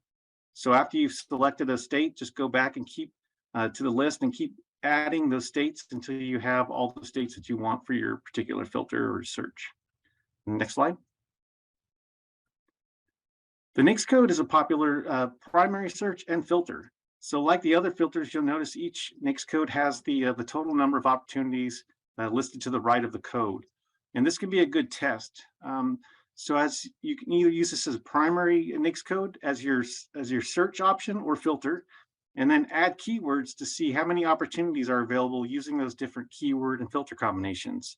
And this search might help you minimize potentially missing opportunities. Next slide. So the next filter we'll discuss is the time frame or milestone search. You have 2 options when using a time frame search. One is the estimated award by fiscal quarter, and the other is by estimated award by fiscal year. And then the next block is your acquisition strategy. So this will allow you to filter by socioeconomic set aside, total small business set aside, 8A program, or full and open, which of course is inclusive of large and other than small businesses. The next, you can search by contract type. And so that would include terms such as BPA, labor hour, firm fixed price, time and material contracts, etc. And final step, don't forget to download your results. Save your searches by downloading them to an Excel spreadsheet. Next slide. So this is what you're going to see when you select on a particular opportunity. So each opportunity includes a variety of information. I placed stars by some helpful information that you're going to want to look at on each listing opportunity. The most helpful information for contracting points of contact are the listing ID and the description. So with that information, we're able to pull up the listing ourselves and take a look at those particular opportunities you might be interested in. I encourage you to reach out to the points of contact listed on the email address are listed on the slide as well. I definitely recommend you to reach out to those points of contact if you have further questions on any of these opportunities that you run across. Next slide. So sharing opportunities, and this is another way you can share your opportunity with the contracting points of contact or your team or for future reference. Just simply highlight that URL at the top of the page and then save that link. This way, we're all able to easily see the requirement that you're interested in. Next slide. So additional training is available in the Acquisition Gateway and the Forecast tool by going to the tutorials link. And in this section, you can watch a video walkthrough along with additional slides that help you go through the process or step through that process of searching and filtering opportunities that you've found. Next slide. And as I mentioned previously, all government agencies are required to maintain a FCO site, a forecasting of opportunities. This is the acquisition.gov website, which is listed on the bottom of the slide. This site will take you to all the federal agency forecast sites. And here you'll be able to pull up similar forecast requirement information using the various other federal agency forecast tools. I recommend checking this out and keeping the site as part of your routine market research. Next slide. Also, if you're new or getting back into federal contracting, make sure you spend some time or set up some time with your local Apex accelerators, which are formerly known as the PTACs. Apex accelerators provide that training and counseling on marketing, financial, and contracting, all at no cost since they're sponsored by taxpayer dollars. The AppTop website is still active and will lead you to the nationwide list of the Apex Accelerator representatives. Also take some time to visit with the SBA, the Small Business Administration. Their website and personnel have many resources for small businesses. Next slide. So here's my list of colleagues from other federal agencies within our region who are also small business specialists. So as you navigate the other federal agencies and find opportunities, I definitely recommend reaching out to the small business agency offices, as they have small business professionals that can help guide your company in marketing within their agencies. Next slide. So here's a list of my partial GSA counterparts across the country. We believe in utilizing advertising our GSA small business program. Small businesses will always be our top priority, and please reach out to me or any of my counterparts throughout the country as you look for potential opportunities within any of the states that you see listed. Also, please visit that link. That'll take you to the complete list of all the GSA specialists. Next slide. And this is a consolidated list of recommended places to start when searching for GSA information. Please remember the Small Business Office may be able to assist as you navigate some of these resources. Next slide. And I want to thank you all for your time today, and I hope this training was helpful. And please feel free to reach out. My contact information is listed if you have any questions. Thank you. Thank you, Bill. That was great information and excellent resources. Our next speakers come to you from the Federal Energy Management Program, U.S. Department of Energy. Elizabeth McClure and Nicole Lebo. They are going to be presenting on solar photovoltaics, operations and maintenance, also known as PV-O&M. Over to you, Elizabeth and Nicole. Thank you. I believe our slides were going to be shared, but I could also share them if those aren't already loaded. Perfect, thank you. Hi, so I'm Elizabeth McClure. We're going to get to introductions on the next slide, but to define some acronyms on this slide, we're going to be talking about solar photovoltaics. Also, we may refer to it as solar PV, operations and maintenance, which we may refer to as O&M. Next slide, please. So I'm Elizabeth McClure. I'm a AAAS Science and Technology Policy Fellow at the Department of Energy's Federal Energy Management Program, and I'm here with my colleague Nicole Lieboff, who's a program manager also at DOE FEMP.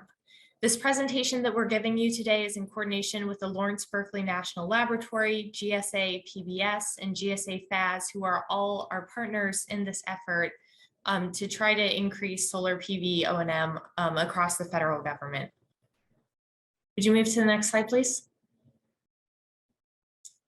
So who is FEMP at the Department of Energy? FEMP's core mission is to enable federal agencies to meet energy and water related goals. There are over 350,000 federal buildings and 600,000 federal fleet in the federal government. And what FEMP provides is tools, training, technical assistance, funding, and recognition for federal agencies as they move through every step of the process between planning, implementation, awards for success stories, and certainly working with our stakeholders to enable these federal agencies to be able to meet their mission. Our link to the Federal Energy Management Program website is linked to this slide. And we're excited to be presenting to you today on a variety of what FEMP has to offer, but more specifically on the Solar PV O&M initiative. If you'll move to the next slide, please. This gives you a taste of some of FEMP's different offerings. We offer support for performance contracting. Listed here are hyperlinks. Everything in green is a hyperlink if you're curious to learn more about any of our programs and any of our public-facing resources that may be helpful to vendors, and also just steps along the process of what agencies are looking to implement in case that helps to meet that need from the vendor side. But for the performance contracting aspect, we've got energy savings performance contracts. We also have utility energy service contracts and support for both of those. The next kind of program that FEMP works with is the distributed energy program, and that's where we're presenting to you today. There are distributed energy resources for on-site projects, off-site purchases, resilience, and a number of other different programs through that website, and that we work on not just for solar PV O&M, but for all types of distributed energy. FEMP also works with project quality assurance services. There are 3 federal project executives across the country in the Northeast region, Southeast region, and Western region who help federal agencies do performance contracting support. We also host eProject Builder, which has quality assurance programs. It's a secure tracking and management system for metrics, looking at CO2e, carbon dioxide equivalent avoided, and other metrics. FEMP is able to provide funding through our AFFICT program to federal agencies. Upcoming will be the $250 million from the bipartisan infrastructure law.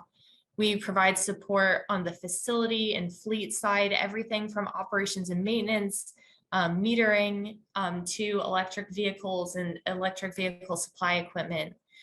We have programs focused on resilience. The Technical Resilience Navigator and Customer Damage Function are 2 of the tools that we offer.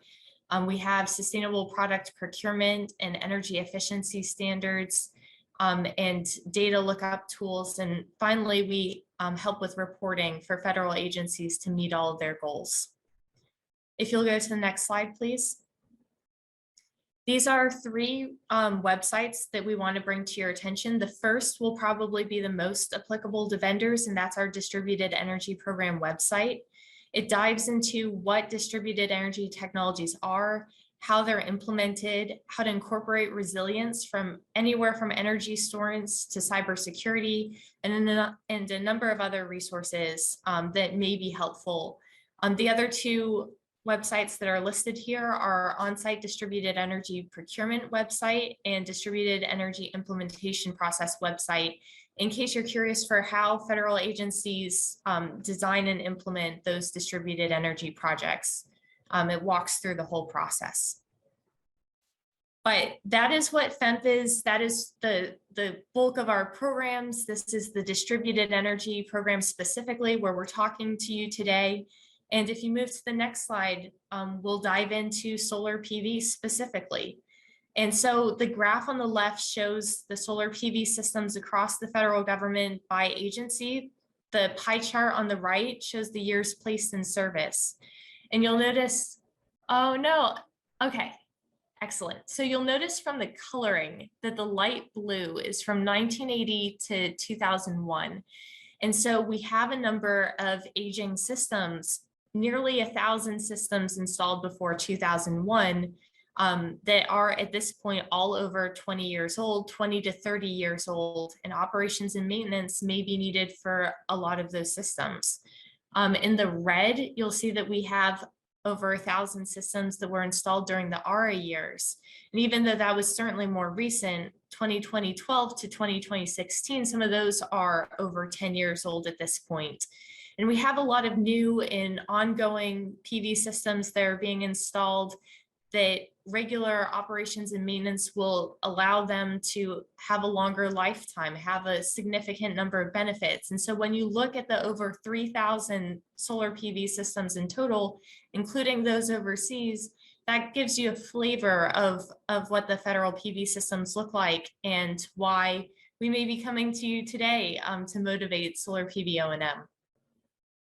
If you'll move to the next slide, I gave you a flavor of this. Why would we care about operations and maintenance for solar PV systems?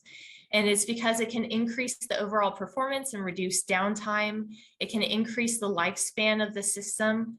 It can ensure that the maximum financial return on investment is achieved. This is your power generation source. The better you're able to maintain it, the more financial return you're going to get on that capital investment.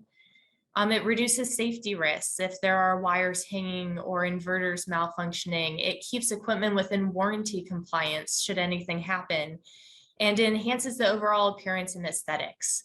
There's an image that we're showing to the right that was taken by our colleague Gerald Robinson from the Lawrence Berkeley National Laboratory about how, for instance, one type of solar PV O&M is vegetation management. And as you can see, there are bushes and weeds growing in between the solar panels.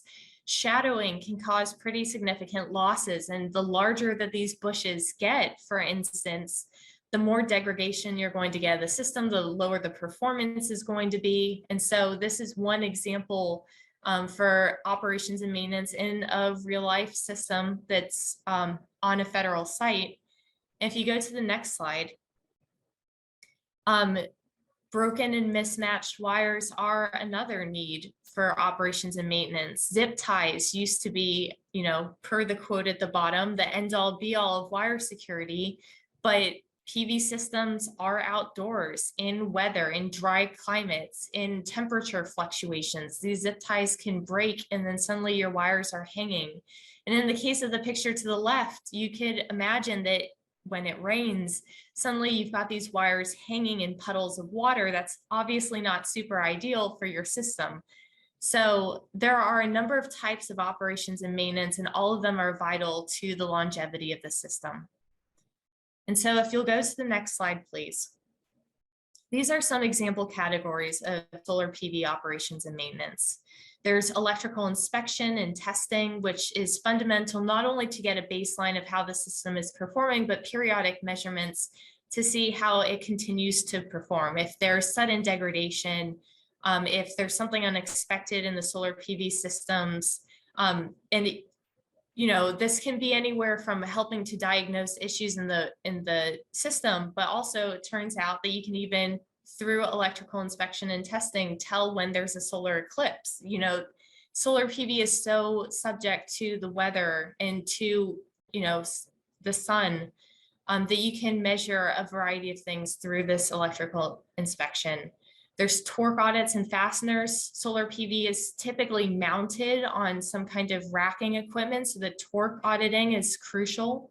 Module cleaning, certainly if there's layers of dust, if there's soiling, that can decrease the performance of the system. Vegetation management, as we showed on slide 7, performance monitoring is crucial. And this even goes to cybersecurity and the importance of maintaining a safe performance monitoring system. And then finally, pre and post storm measures. when there are significant climate events, when there are storms or hurricanes, all these can have pretty significant impacts on your solar PV system. Being able to tighten everything, make sure that the system is performing well pre-storm, and then doing an analysis post-storm is really important to the system. So I believe after this, we have a polling question. Hopefully. Yes, the poll is up. So does or could your organization provide services relevant to solar PV OMM? You got a couple of different yes choices there, so make sure you choose which one's most relevant. There's a no, we do not provide these services, or NA, I'm not representing a vendor. You'll have about 20 seconds.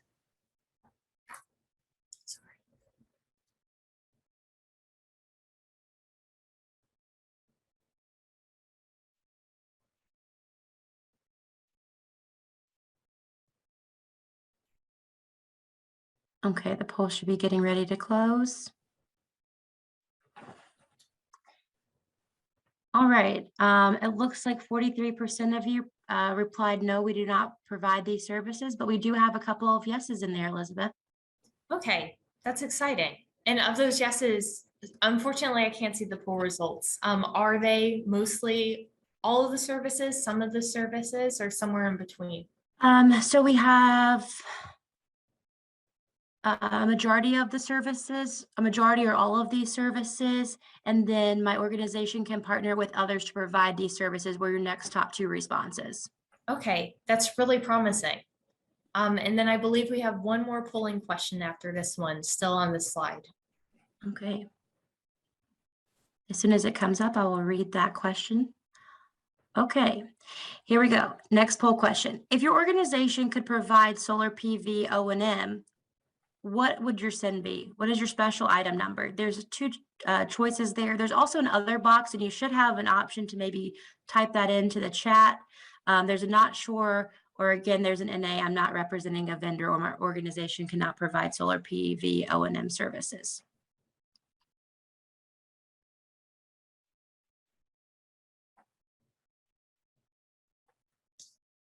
Okay, there should be a few more seconds there, Elizabeth, and hopefully we'll have some results for you.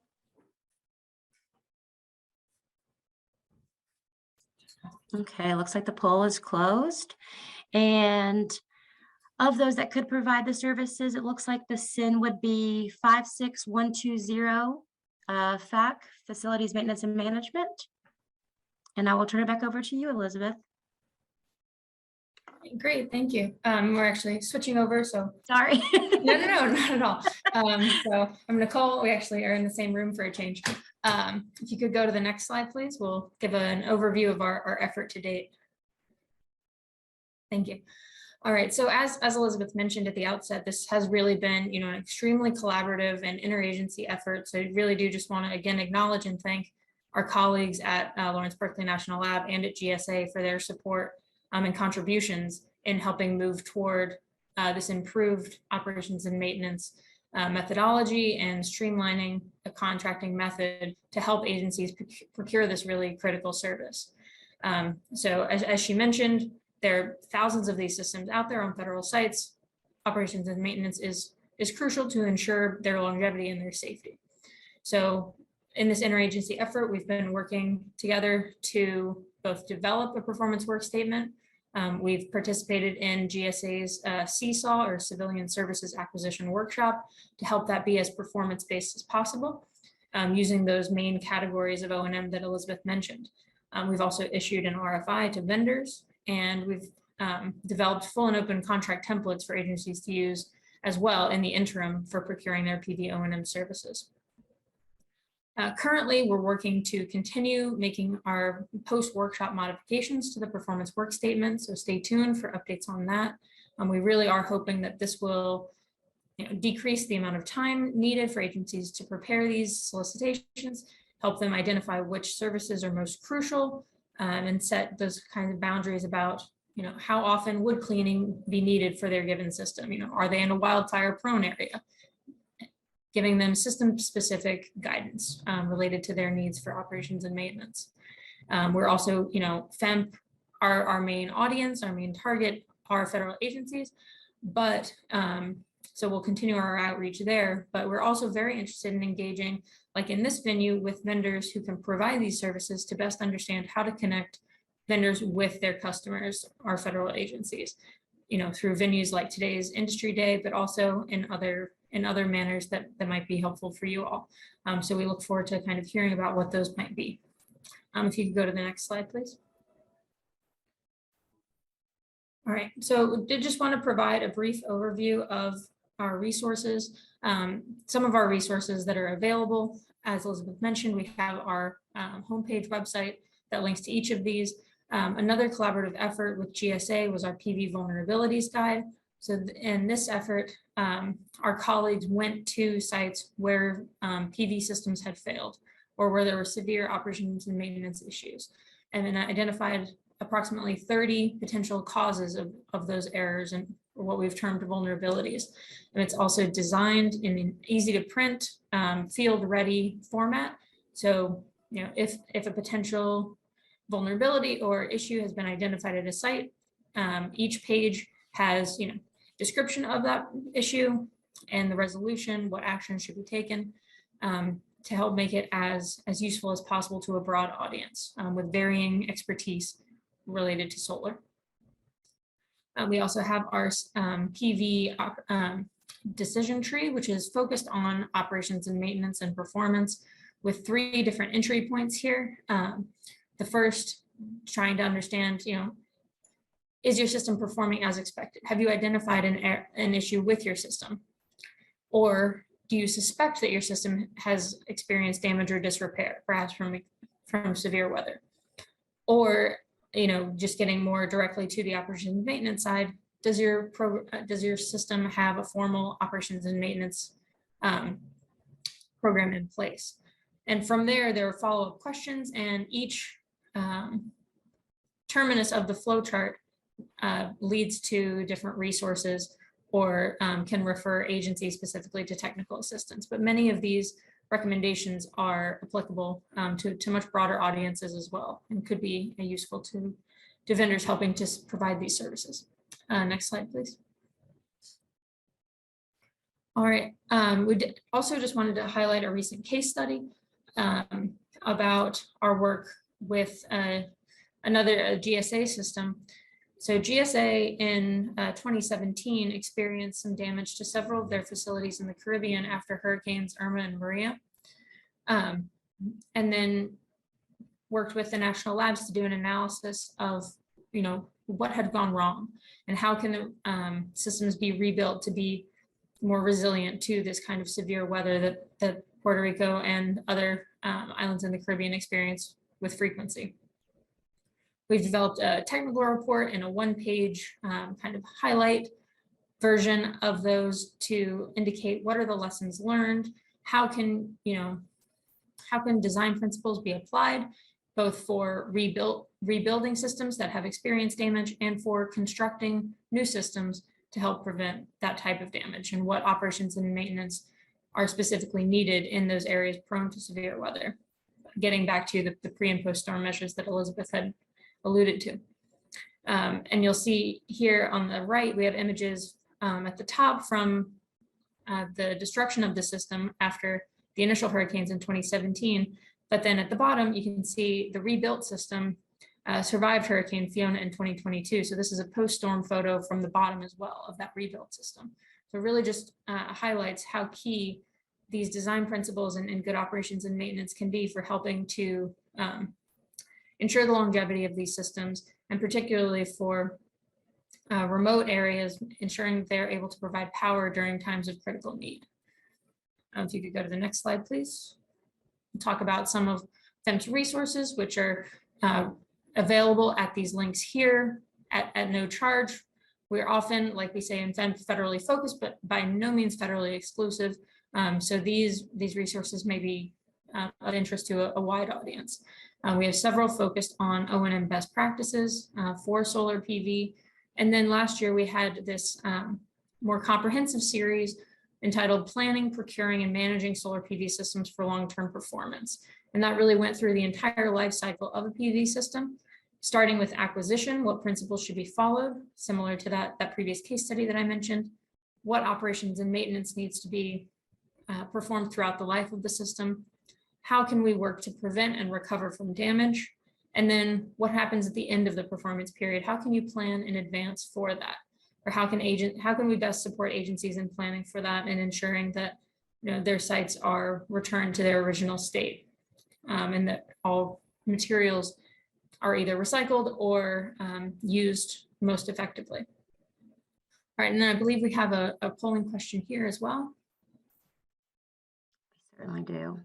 Okay, this should be our last poll of the day. So Yes. what method or methods would you recommend to communicate solar PV O&M updates? Please select all that apply. Thank you. Absolutely. And thanks to everybody for your attention and for answering these polls. It's very helpful to us in gathering this type of information and feedback. So just really do want to thank you all for your participation today.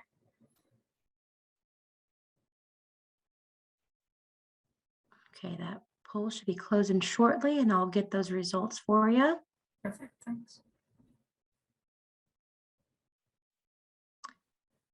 Okay, so wow, so the top result was industry days. The next result was webinars, and of course there was also many votes for working groups. All So right, lots of different options there. fantastic. Well, it sounds like we've got the right options in place, so that's good to hear too. And if there are other venues that folks would recommend, would really appreciate any of those you could put in either the chat or the Q&A. Any feedback along those lines is extremely helpful. We really do appreciate it. And then if you could go to the next slide, please. And this is our last slide. Just wanted to provide kind of an overview again of FEMP support. Again, this is really more for the federal agencies, but as they're working to develop these projects, I think it's probably just helpful for you all vendors to recognize our role in this process. So agencies can come to us for project development and guidance in terms of performance contracting. So those energy savings performance contracts or utility energy service contracts, they can receive support from federal project executives or FPEs. They can receive technical assistance. So if they're interested in developing a project or if they have a project in mind, FEMP also helps with, can help with their solicitation, their procurement, the implementation, commissioning, or any issues during the performance period. So we've also helped agencies understand their PD systems performance. And we can also provide tailored trainings in addition to kind of the more general types of trainings that I mentioned on the last slide. And then agencies are also able to request support with a specific issue or question that they might have at the link here. So those are our slides, and I'd just like to thank everyone again very much, and thanks to GSA for the opportunity. Yeah, thank you, Elizabeth and Nicole. That was very helpful. Wow, what an awesome day it's been. This brings us to the end of the day. Today's been very informative, and I hope that each of you have gained some insight that will assist you in working with the federal contracting community. I'd like to thank my co-host, Kylie, and all of the presenters today. Thank you all from the vendor community for your participation as we all work together to strive for excellence. As a reminder, a Q&A document will be posted on the Facilities and Construction category Interact page in the days following the event. Also, recordings from today's event will be posted to the Interact page in the GSA's YouTube channel. We will stay on for a few minutes to monitor any follow-up questions. Have a wonderful rest of your day.